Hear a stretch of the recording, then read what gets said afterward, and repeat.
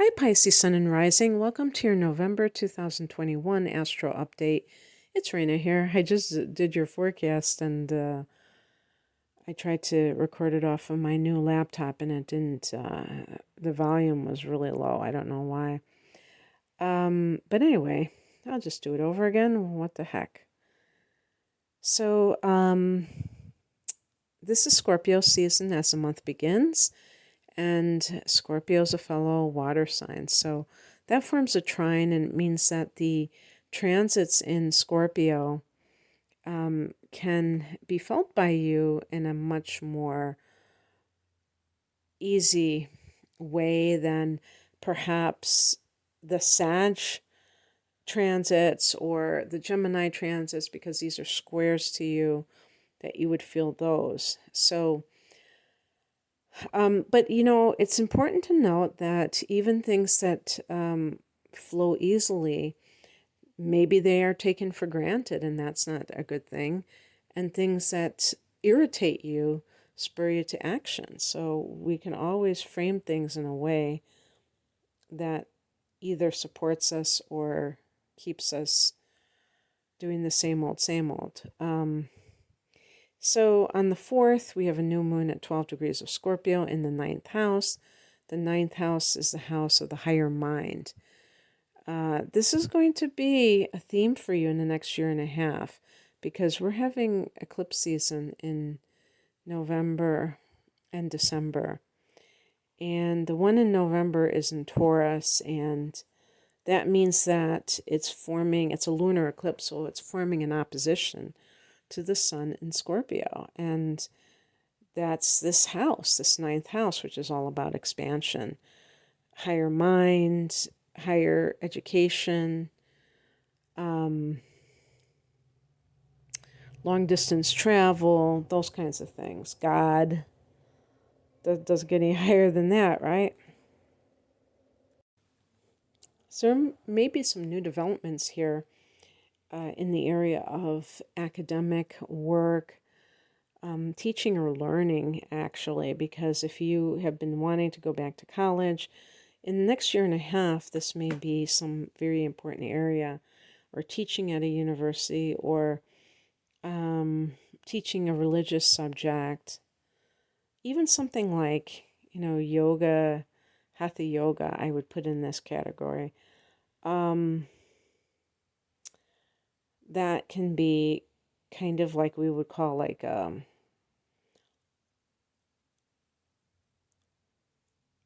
area of great emphasis.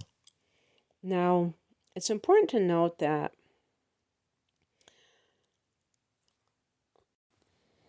this is a general reading, because everybody's chart may look different and have different houses where these transits are occurring. So I'm just going to keep it general for now. And so some of you may be getting ready to go on a trip, and who knows, maybe it was delayed. We did have a Mercury retrograde, who knows? Or something with university. Maybe you're getting ready to enter a university, and you could be in your 30s and you never did it earlier on, or you're going back. You don't have to be 18 or 20 to do that. On the 5th, the next day, Venus goes from Sag to Capricorn. So Venus has been the 10th house of career, which is really good for hobnobbing with people who have power, who have authority. This is the house of authority figures. And that can be helpful for you if you're moving up that corporate ladder. So if you're listening in October, Venus is already there. And it's going to go into your 11th house in Capricorn on the 5th. And this can mean that you are socializing more, and you're really taking pleasure in socializing. It's not an obligation. This can even mean finding love through your circle of friends, through a group that you belong to. And that might be the best type of partner for someone, is if you share the same interests, if you are out enjoying yourself and you meet that person and you're having a good time, and that person sees you at your best and they know that you're a happy person, that you like to enjoy life, something like that could happen. This is the house of gains, so there could be financial benefits from career matters. On the same day, Mercury goes into Scorpio. So Mercury, retrograded in Libra, and so that was something that you were dealing with in your 8th house, and that might have involved other people's finances in some way. And now it's in that 9th house, and it might have something to do, if you are traveling, with passports, or if you're entering college, some kind of like forms, or I can't think of the word. Yeah, like it's the forms that you have to fill out or things like that.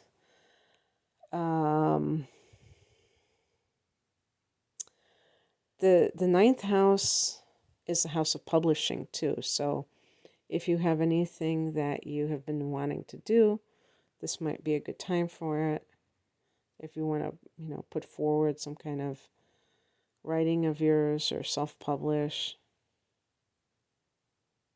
or search for publishers. On the 19th, we have that lunar eclipse at 27 degrees of Taurus, and this is falling in your 3rd house, which is the house of Gemini. You have it in Taurus, but it's a house of Gemini. So it's all about the mind, and it's specifically about the mundane mind.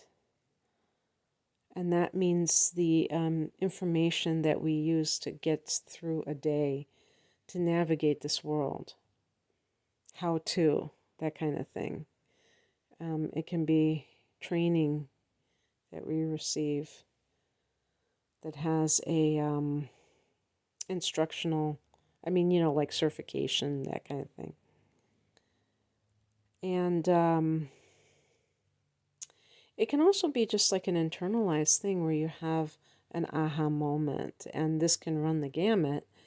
But since it's the house of siblings and extended family members like aunts and uncles and cousins, and I would say specifically with siblings, if you have had a rocky relationship with any siblings, it could be the final ending if you've been kind of like all your life on and off again with a particular sibling. It could be the curtains,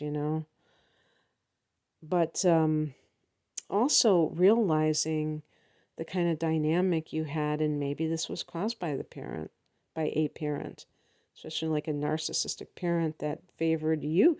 Even if you were the one that was the golden child, it doesn't matter, because what happens is when there's sibling rivalry created by the parent, the preferential treatment, it ruins that relationship. So whether you were the one that's favored or you're the one that was the black sheep, the point is that you're deprived of that relationship with your sibling. It's like antagonistic. And maybe something happens where you realize that that's been going on all this time. But it could have absolutely nothing to do with that. It might simply be that you are coming to some understanding about your life in general. And because this is the house of the mind, there can be a very strong intuitive hit that occurs here, because a lunar eclipse being a powerful full moon, we know that the full moon is a time of great psychic power. So anyway, and also, this is important too, because I was talking about, with the new moon being in that ninth house, it could be international goings on. And so if you're like moving to another country, it's like you have to let go of this local area that has been so much a part of your life. And that is not easy. So I could understand if someone is saying goodbye to their neighborhood, their neighbors, that it's kind of like this, it's really, you could say it's letting go of your homeland in a way. But the third house isn't necessarily your homeland. That would be more of the fourth house. It's more of the local environment, but that's where we spend our time. So it's pretty similar. It's all semantics, really. On the 21st, the sun goes into Sag, and on the 24th, Mercury goes into Sag. And this is Sag season for Pisces is career boosts, because you're going to have a solar eclipse here in early December as well. But this could be like some kind of news about your career or updates. You might be, if you're looking for some kind of career, maybe you're getting into a new line of work or anything to do with career matters, you might be talking to someone, that would be Mercury, who is in a position of authority. This is the house of authority figures. I also think that with Venus having transit through this house, you might be in negotiation with money, like a raise type of a deal. Even though Venus is come and gone from there, it could, it's in that 11th house of gains. So that might be the aftermath, where you actually are seeing that increase to your finances. This can be a time when you are involved with something of a literary nature. Like I said, in the 9th house, it could be publishing. In the 10th house, it could be, being that writer and having that type of image as a writer, even. Or as a lecturer, something along those lines. So, I don't know. Anyway, that's what I have for you, Pisces. I hope that this resonated. If you would like a personal reading, I am promoting my double readings called Deep Dive and also the Whole Enchilada. The former is a double astrology reading, analyzing the chart plus looking at transits for the upcoming 12 months. And these are specially priced readings. The Whole Enchilada is a chart analysis plus a full-length tarot reading if you like the tarot. And you can find out about those and other types of readings I offer at the link below. Thanks for listening. Take care. Bye.